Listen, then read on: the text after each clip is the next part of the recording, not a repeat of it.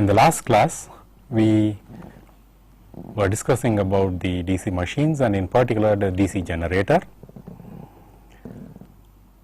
We discussed about the structure of the DC generator, how a DC voltage, the unidirectional voltage is obtained. We saw that the DC machine is internally an AC machine with the currents and the voltages being an AC signal, and as it comes out of the brushes through a commutator, it becomes unidirectional and gets rectified. This we saw in the last class. We will of course consolidate our understanding of the DC motor further in this class. And just to have a quick review, we saw that the last class, if we have a north pole and a south pole and a coil as shown here in red, the conductors near the north and the south pole will have the current directions out of phase, and these currents are going to be flowing through the external circuit through these brushes in black, through these brushes in black. Now, these brushes are in spring contact with the ring to which the coil is soldered. One end of the coil is soldered, the other end of the coil is soldered to another ring, and that is in contact with this brush. Now, here as the coil rotates, let us say this is the coil conductor A and this is coil conductor A dash.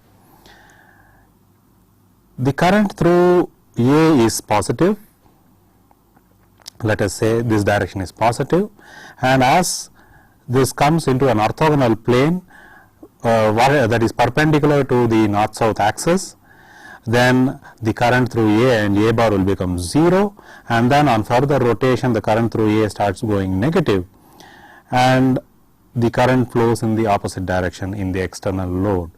And as it keeps going in this manner, it takes a sinusoidal wave shaped pattern in the external circuit. And the induced EMF is given by the flux density B, the length of the conductor L, and the velocity with which the conductor is rotating and is cutting across the fields. So, that would be the induced EMF that one would be obtaining for every conductor, and there are two conductors and therefore, there will be twice as much. And then we also saw that to rectify the waveform here, one could use split rings that are split as shown here. You see, these rings are combined to one single ring, but it is split in between. There is no electrical contact between the A side and the A dash side of the ring. Of course, the brushes are making contact, they are fixed, and through spring contact they are going to take the current into the external circuit. So, as the coil rotates, when it is at position north as shown here, the current is flowing through the brushes in this direction, and this is A and A dash, and here in this the current is flowing in this direction also, and as this rotates, the ring is also rotating along with the coil, and when this A portion of the conductor has come to the south pole side, which means we have A on this side, A dash on this side. Likewise, here also we have A dash on this side and A on this side, which means it has rotated. Yes. So, in A dash the current direction is as shown,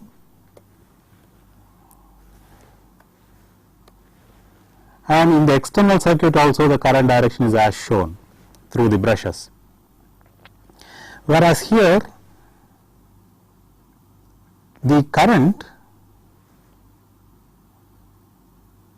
here once this has made a rotation,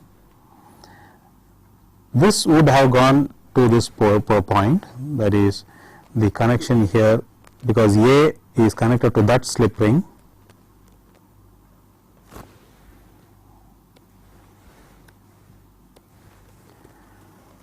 and A is connected to this slip ring. Okay. So now on the position getting interchanged, now A is at the south pole, like here. The direction of current in the brushes has reversed. So here it is AC, whereas here it is unidirectional always. So here you get a waveform pattern which is like that, and here you would get a waveform pattern which is about a 0 line, and this is about a 0 line. So you get a unidirectional current as shown here, and this has been achieved due to this particular ring which we have put there, and that is called the commutator. Even here this unidirectional waveform pattern can be achieved by using electronically a circuit called the full wave rectifier. So let us say we have a full wave rectifier diodes like this. We connect the diodes in this fashion and connect the load here, and this point is connected here, and this point is connected here. So when the current is flowing in this direction, it will take this path, go through this load in this direction, and continue to take this path out into the A direction. When the current is positive here, that is when it has reversed the polarity, whereby the A is towards the north side and A dash is on the south side, we have a current which is flowing in this direction, which means we have a direction of current which comes opposite, goes in this direction and comes like that, which means through the load it is always the same polarity. So you will have a waveform like this, unidirectional. So a full wave rectifier diode bridge does the same job that the commutator was doing in the case of this machine. So in this machine you don't need an external diode bridge, whereas in this machine to get a DC output you need a diode bridge. So this machine along with the commutator is called the DC generator. It's called the DC generator. So now let us consider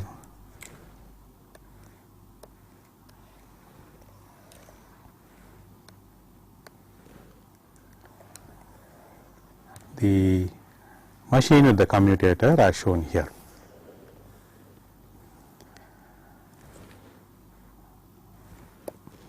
We would like to now represent it, because this becomes very cumbersome to write or draw in 3D and trying to put it into a. Let us now write a 2D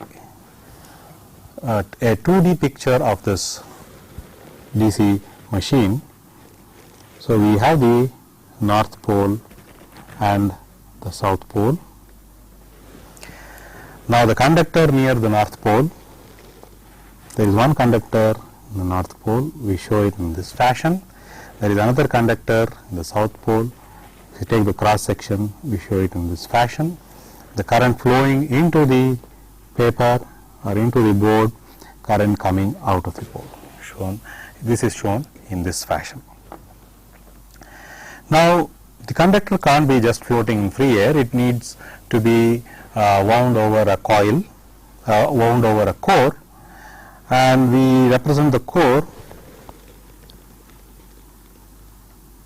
There is a slot in the core through which the conductor passes through, and core is having a circular feature like this. Okay. So, this inner core is what is rotating, and along the shaft of the core will be these slip rings, will be these commutators. So, we shall put the commutator along the shaft of the core. So, this is the commutator, and then we have the brushes. So, let us say the brushes are positioned like that, and then out of brushes we take two leads which go to the external load. So, there are two brushes, one for the positive and one for the negative. This is the brushes, and this is the commutator.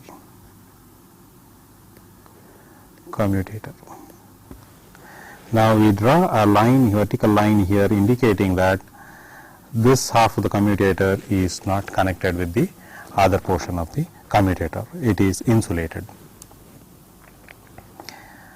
Now, this winding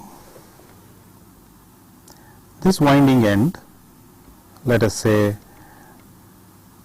is A, and this winding end or coil end, which is A dash, this will be connected here and this will be connected here.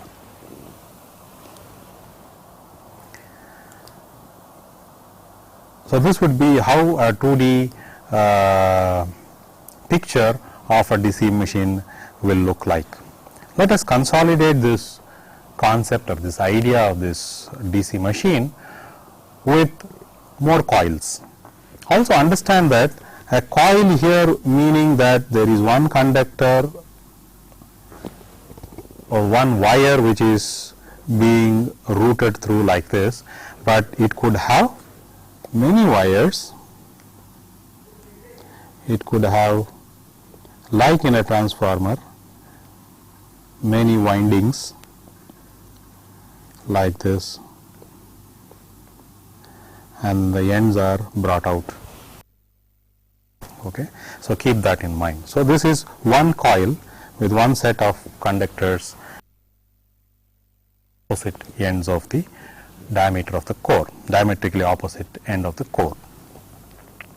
Now, let us have a look at the machine which is having 4 coils.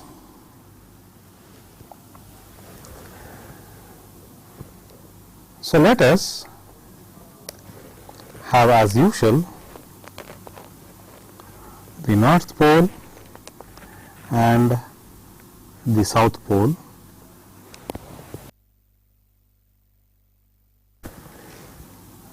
Let us have a core with 4 slots.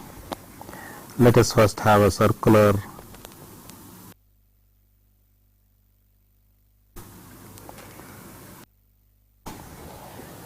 and to the circular core we shall have 4 slots.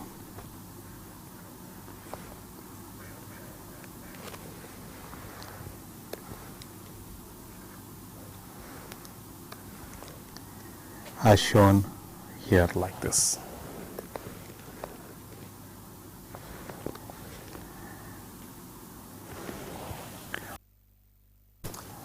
Now, let us put in the coils.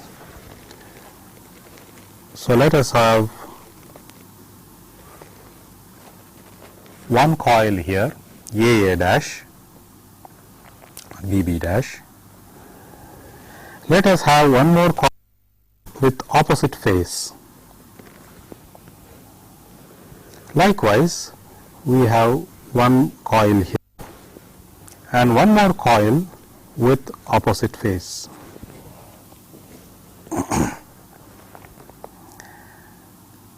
This means that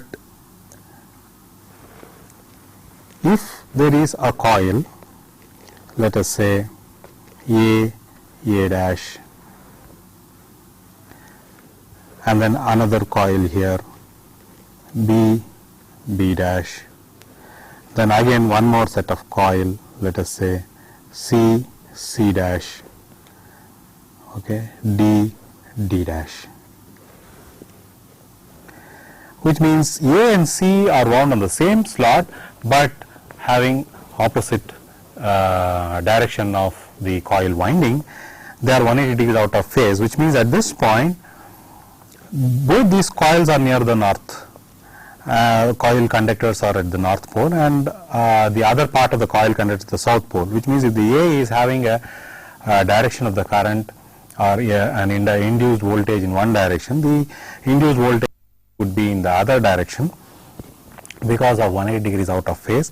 So, the voltage between these two coils is going to be double, and that is what is going to come across the brushes.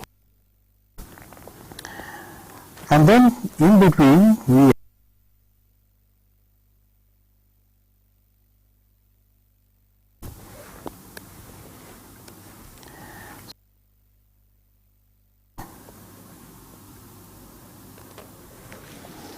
in this fashion.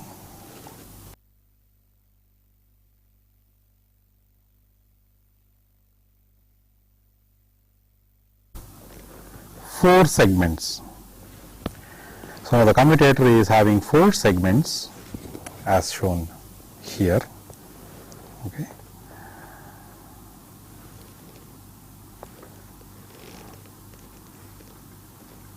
So, now if the brushes are positioned in a manner like this,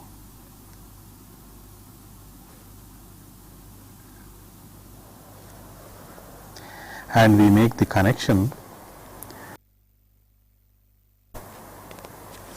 A here, A bar here, okay, and make the connection B bar,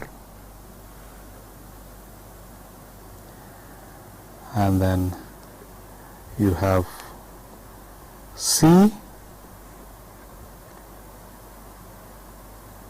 bar, and then you have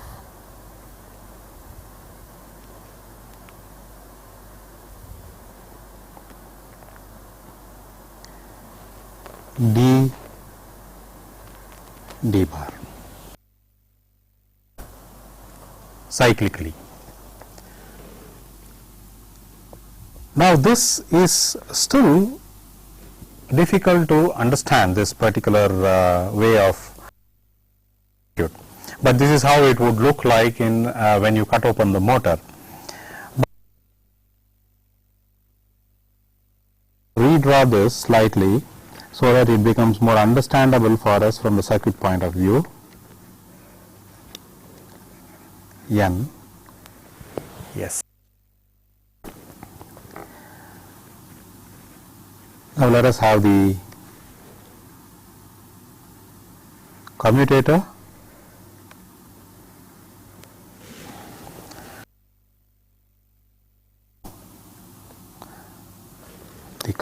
being split into 4 Now let us start by placing the commutator always along the brushes, always along the axis which is perpendicular to the north-south axis, because on this axis there is no voltage induced. The voltage induced on this would be 0. So let us place the brush on this axis.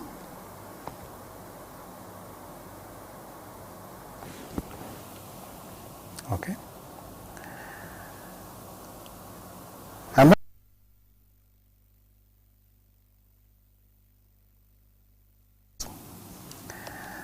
so between this and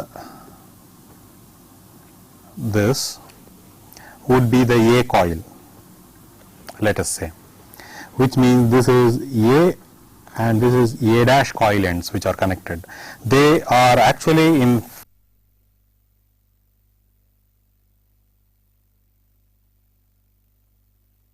be diametrically opposite, but we are going to show this one as one single connection as such.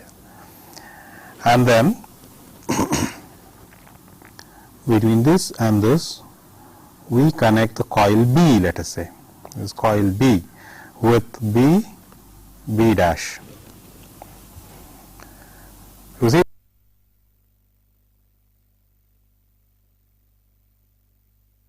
coil share the same commutator segment, then B dash, then you have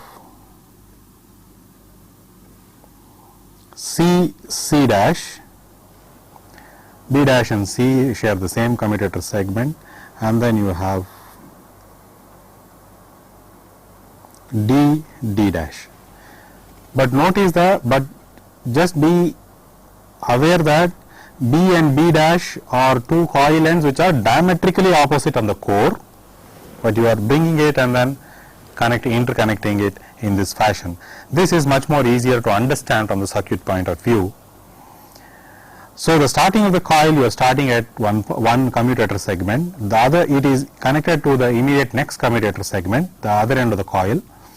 The starting of the other coil is starting from that commutator segment, ends on the next commutator segment, the next one starts at that same commutator segment, goes to the next, and so on and so forth.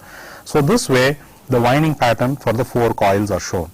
See that A and C coil will be 180 degrees out of phase, B and D coil will be 180 degrees out of phase. The reason we want to connect the brush here where there is no induced voltage in this line, at an instant when the position of the coils are like this, where A is in the orthogonal plane to the north-south plane, there is no induced voltage here nor here. There will be maximum induced voltage on the B and the D, that is, let us say on B you have 10 volts and D also you have 10 volts. So the voltage across the brushes would be, because these two are connected, so the voltage, the induced voltage would be 10 volts, would be 10 volts, because this is connected here, this brush is in contact with this commutator segment, this brush is in contact with this commutator segment which is at B, therefore it is 10 volts. The voltage across C being 0 at this point, the brush is shorting this coil C, and as the voltage is 0, there is no circulating current. Likewise, as this brush is shorting the coil A, which is on both sides of this commutator segment, and as the coil voltage A is 0, there is no circulating current in the coil. If suppose the brush were placed at any other position, then there will be some finite voltage across the coils which are across the brush, and that would form a circulating current, and the circulating currents can be pretty huge and the I square loss would be very high. And therefore, it is advisable to place the brushes on the axis where the induced voltage will be 0, and this is called the neutral zone. The axis where there is no voltage which is going to be induced on the coils or the conductors is called the neutral zone, and they are always midpoint between the poles. So if I am having circumference between the north and south poles, any two north and south poles, consecutive north and south poles, the midpoint is where the induced voltage will be 0, and that is a neutral zone, and the brushes should be positioned where the induced voltage will be 0, that is the brushes should be positioned in the neutral zone. Now this here would give us, let us say this is E versus time. Now let us say that the position is as such here, as shown here. So D is having maximum 10 volts, let us say, the coil D. Coil B is also having 10 volts. What is appearing across the brushes is 10 volts, and let us just mark that as 10 volts at this position. Now let the motor rotate anti-clockwise, the positive direction of rotation. Now as the shaft is rotated, coil B comes to this position, that is the top position, and coil C would come to the position where the south pole is. So which means coil C will now get 10 volts maximum. Now what is happening to the voltage across the brush? As it is moving, the voltage across the coil B and coil D is decreasing, and voltage across coil C and coil A are increasing. So at some point in between, even before it has come to 0, the voltage across coil C would have increased beyond, and the brush would take the sum of the voltages of the coils which comes between these two due to the commutator segments, and it will have a wave shape like that.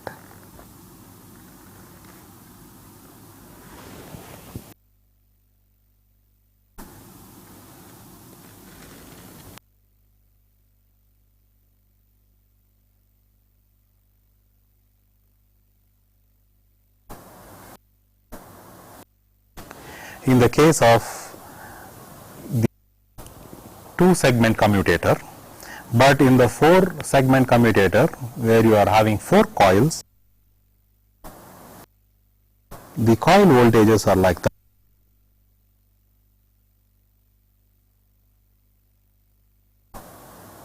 And because the coil segments are rotating, brush is coming in contact with the various coil segments, it takes the maximum of the voltages, which comes like this, and we see a lesser ripple. More the number of coil segments, lesser is going to be the ripple. If you have a 12 segment commutator, which means you have 12 coils, then the ripple is going to be still further reduced. So let us have a look at how the schematic would be for a 12 segment or 12 coil machine. So we continue to have the north and the south pole, the north and the south pole. Let us have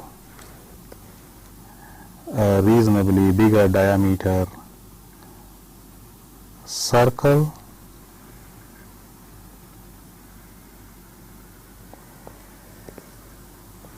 here,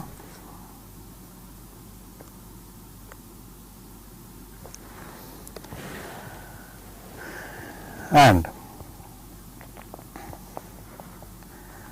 we have the commutator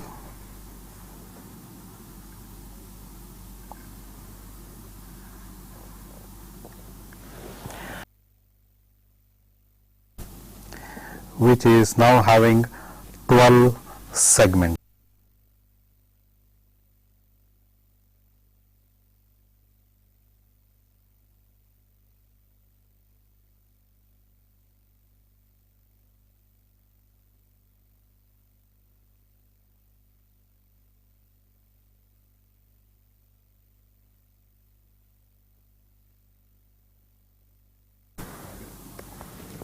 The brushes mounted in the neutral zone,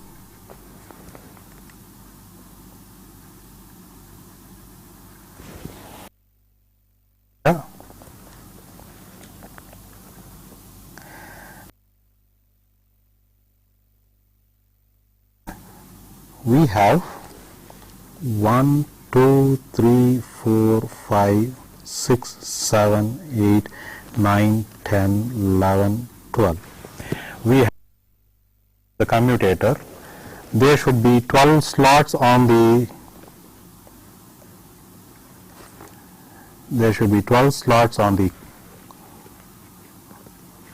core, the rotating shaft,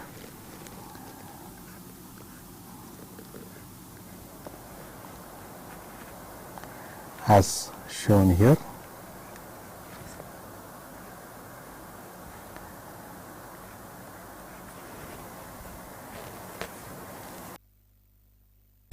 And these 12 slots, you need to have 2 coils out of phase with each other. So you will have 2 coils out of phase with each other.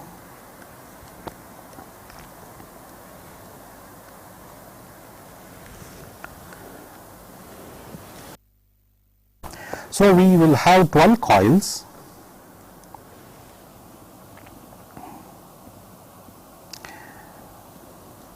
which are connected in the following.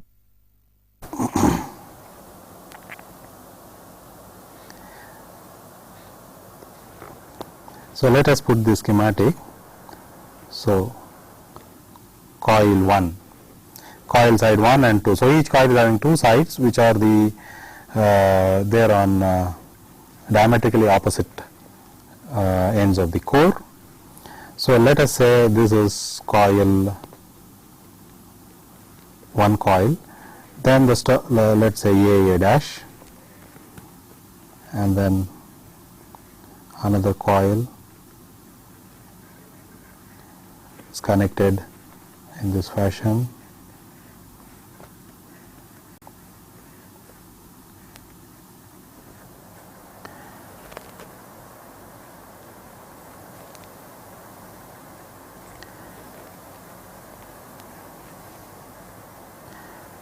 So like that you have 12 coils which are connected. So at the given at a given point of time, the picture here,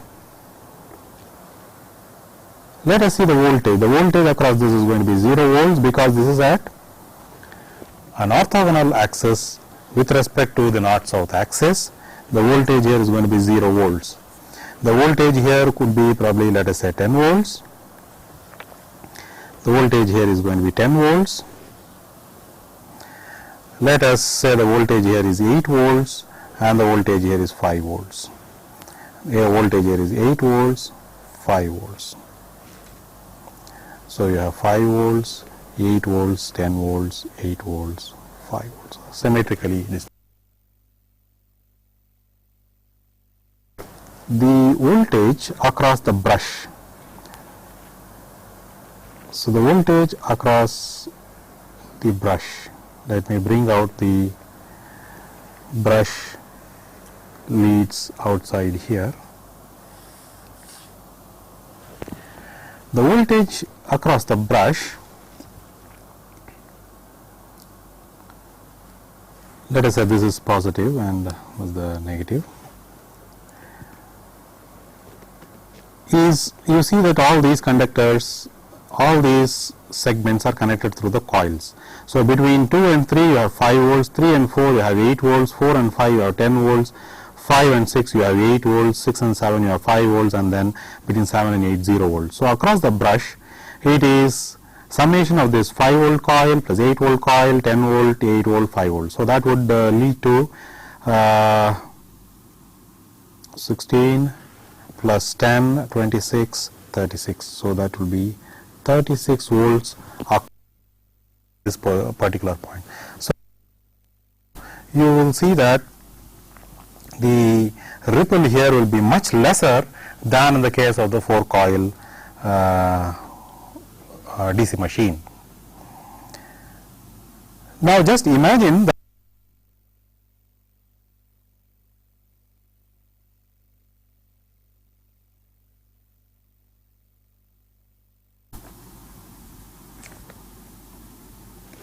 what would happen.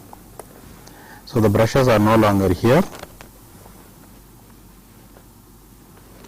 but instead the brushes are connected to these points. Now you see that the voltage across the brush now is between 3 and 4 you have 8 volts plus 10 volts plus 8 volts, that is 26 volts, plus another 5 volts, which is now 31 volts for this brush position, which means the voltage across the brushes is going to be going to reduce, and further the brushes are shorting the 5 volts across the coil. In the earlier position, when it was 0 volts, when it was kept at the orthogonal position in the neutral zone, at that position any coil at that position would have 0 volts, and therefore it will not, brush will not short the coil, and even if it short there is no circulating current. Here, because the brush is not in the neutral zone, at the point where the commutator segments change over, the coils are shorted. So the coil around at that point the induced voltage across the coil is around 5 volts, which means the 5 volts get shorted to through the two commutator segments because of the brush. So it gets shorted through the brush here. So which means there can be huge circulating currents in the coil winding, which could result in a lot of I square R losses. So this is how the DC machine will look like, and the structure of the DC machine is in this fashion. At this point, it may be a good idea to have a look at how a real motor, the core of a real motor, the shaft of a real motor will look. So let us have a look at the shaft. Before that, I would like to put in. These are called the poles. These, as you know, are called the commutator segment. These are brushes. Now these are the coils, and it is called the armature coils. Armature coils. This whole thing is the rotor. The whole thing is the rotor, which is rotating about a central axis. Now let us the real motor or real rotor, how it looks like. Let us have a look at this rotor. This is the rotor of a DC machine. This portion, what you are seeing, is the commutator segment. This is again a 12 segment commutator. You have 12 slots on the rotor. These are the rotor slots through which the coils are wound, and there are 12 coils. So, the coils here are coming from the slots, from the 12 slots on the rotor, and you have the commutator segments. The coils are soldered onto the commutator segments here. If you notice, the coils are soldered onto the in the winding fashion that we just discussed. This type of winding fashion is called a lap winding. Now, this whole rotor will be mounted onto a central shaft, and then above that one will be another enclosure called the stator, which will have the poles and the north and the south poles. It could have more than one set of poles, and that would make the complete machine. This whole set together is called the armature.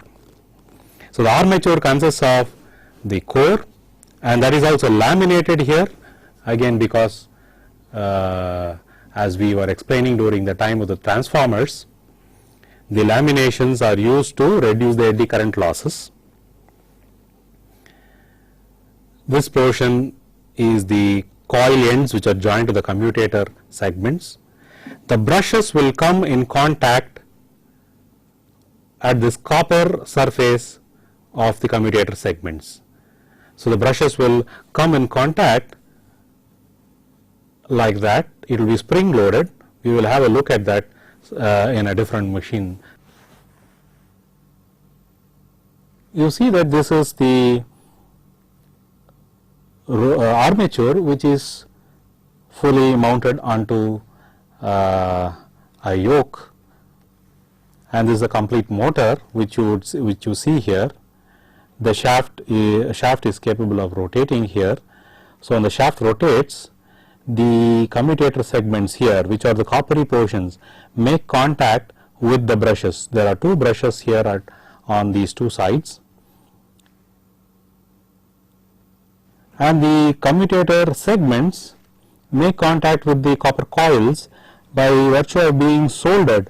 Now, at this end there are very fine solder joints which make connection with the coils inside on the rotor, and this is a 38 slot motor, and therefore you have much less ripple as compared to a 2 pole, as compared to a 2 slot or a 4 slot motor that we just saw. 4 slot meaning you have 4 slots on the rotor with 4 coils. 12 slots means 12 coils. 38 slots means you have 38 coils in this here. So, coming back onto the board, we now saw the structure of the DC machine. And in the case of the DC generator,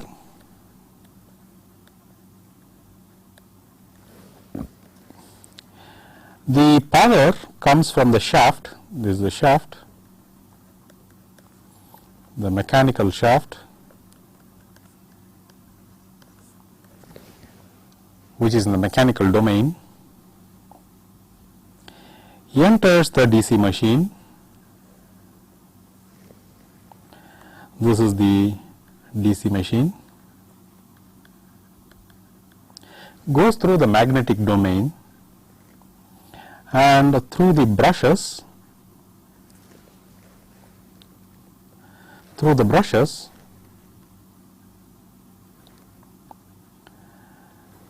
the power is fed to the external electrical circuit, through which the terminals of which is the load. It could be some load, or it could be a load impedance. Okay, we will come to that. So, this is a schematic of the whole DC machine, and we were looking at the internals of the DC machine, how it is structured and how mechanical rotation can give rise to a voltage, and that to a unidirectional voltage or a DC voltage.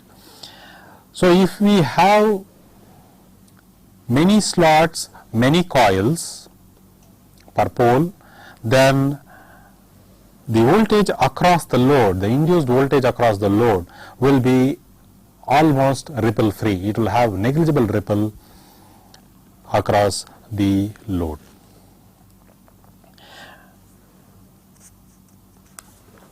And now let us look at how much voltage is induced across the brushes. The induced voltage, we will call this one as E generated. E generated is given by N phi Z by 60, where N is the RPM of the shaft rotation or the rotor rotation. RPM is revolution per minute, revolution per minute.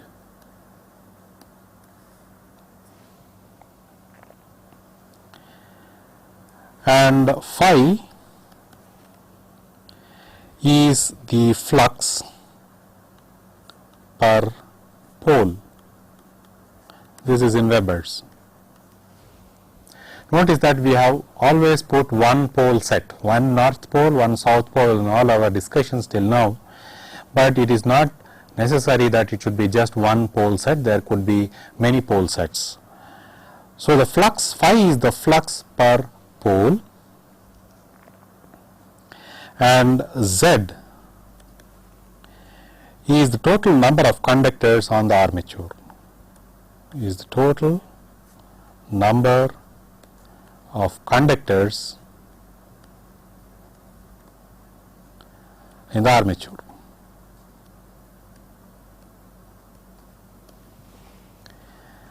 So, the total number of conductors in the armature, the flux per pole, and the speed at which the rotor is rotating, they are linked to the value of the induced voltage or the generated voltage.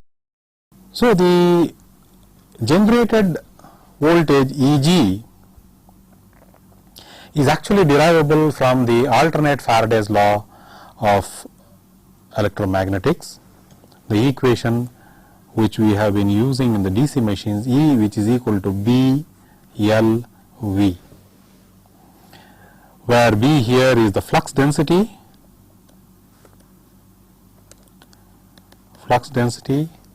this is the length of the conductor,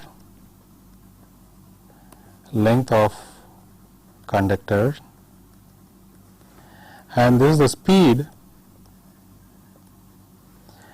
at which the conductor is moving, and this is given in meters per second. And from this we have arrived at the induced or the generated EMF Eg, which is N phi Z by 60. Now, N is the rotation, revolutions per minute, rotation of the rotor. So, rotation speed of rotation of the conductors. So, this is related to the V, velocity there. The number of conductors is related to the length of the conductors and the number of turns in the coil,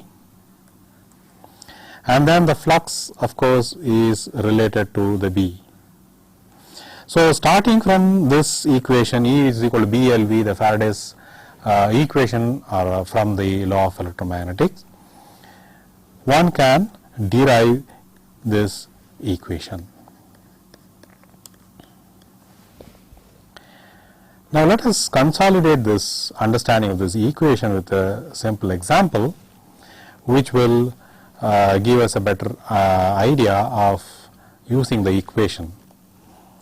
So, let us consider a DC machine whose armature has 6 poles.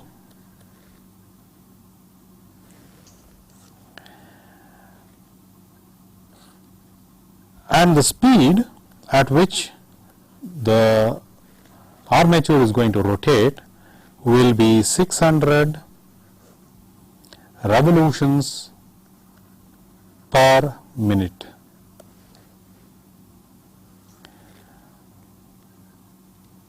Now this machine is designed to have 90 slots. By slots you mean, you see we were writing these slots, you remember, on the surface of the core, on the surface of the circular core. So this was a 4-slot machine. Like that, let us say you have 90 slots, and each coil, the coil that is wound through the slots, has 4 turns per coil. That is, we used to always draw a coil with just 1 turn, but there could be many more turns than 1, and in this case this particular generator is wound with 4 turns, and the flux phi, which is 0.04 Webers, is the flux per pole. So when given these information, what is Eg? The generated voltage or the generated EMF. So Eg is N phi Z by 60. So let us first calculate Z, total number of conductors in the armature. So there are 90 slots, therefore there are 90 coils, and there are 4 turns per coil, and 2 conductors per turn. For every turn there are 2 conductors which are diametrically opposite, 2 coil ends basically.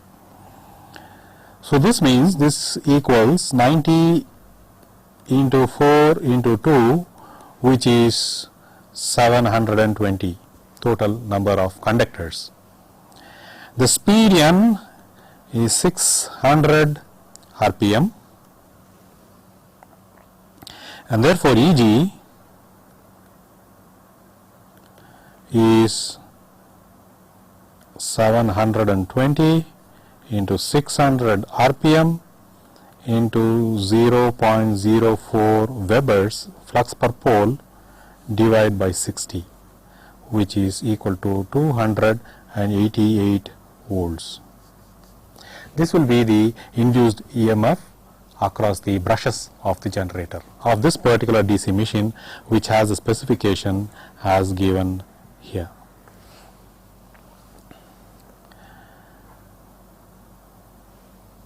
Now we know how to calculate the induced EMF across the generator. We need to look at the circuit of a generator and also the state equation that you would obtain for the following generator.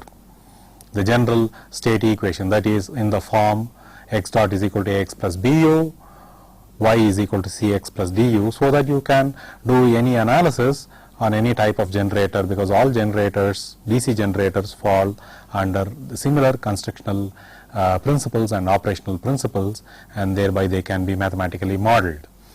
We will look at the mathematical model of the DC machine, DC generator. We shall also look at the voltage regulation characteristics of the DC generator, and the different types of excitation, that is how the poles or the flux is produced within the generator. And another important issue, and that is on the armature reaction, a concept which we have still not discussed, but we will discuss in the following session, the concept of armature reaction and how it is it can be avoided. Now all these issues we will be discussing in the coming session. In this session, I would like to point out that the operation principle of the DC machine is quite simple actually, and the number of coils, the number of slots are increased so that you get a twofold advantage. One is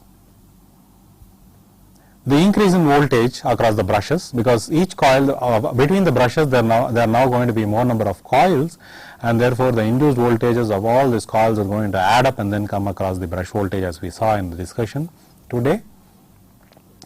And the second, the more important thing is that the voltage across the brush will have very less amount of the ripple as the number of coils and the slots increases. So these two are the primary advantages in having large number of coils. Further, if the number of poles are also increased, then the ripple content in the DC machine, in the output of the DC machine will be negligibly small.